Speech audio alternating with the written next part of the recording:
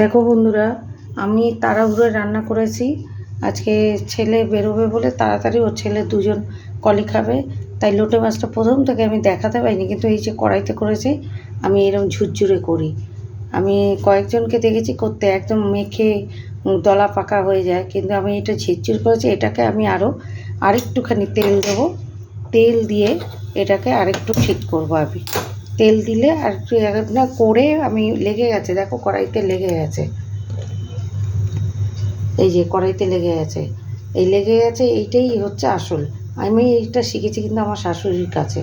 আজকে উনি নেই আমাদের মধ্যে, তবে এইটা শিখেছি ঝুড়ো ঝুড়ো করা লোটে মাছ এই রকম করে। একটু বেগুন দিয়েছি আর পেঁয়াজ, রসুন, কাঁচা লঙ্কা, এমনি গুঁড়ো লঙ্কা, একটু হলুদ, একটু সামান্য মিষ্টি, নুন দিয়ে এটাকে ভাজা ভাজা, এই যে এখনও হচ্ছে, একটা ইয়ে হচ্ছে, দেখো এইরকম টাইপের, এই দেখো ভাজা ভাজা। এর মধ্যে আরেকটু তেল লাগবে, দিলে হয় না দিলে হয়, এটা আরও গায়ের মধ্যে পুরো লেগে লেগে পুরো কালারটা আরও চেঞ্জ হয়ে যাবে।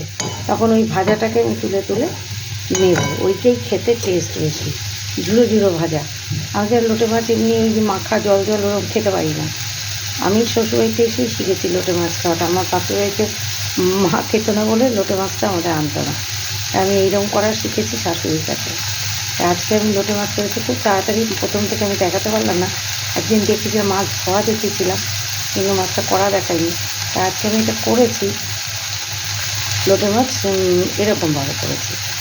এটা আরও ভাজা ভাজা হবে, একদম ভাজা ভাজা হলে খাওয়ার সময় তোমাদের আবার আমি দেখাবো, বুঝছো?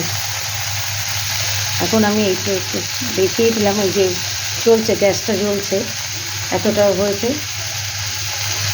এটা আরও ভাজা ভাজা বেশ লাল লাল একটা পোড়া পোড়া ভাবও থাকে, সেটাই খেতে টেস্ট লোটে মাছ। আমি তোমাদের পরে আবার দেখাবো, কেমন করেছে খাওয়ার সময় দেখাবো কীরকম কালারটা চলে এসছে।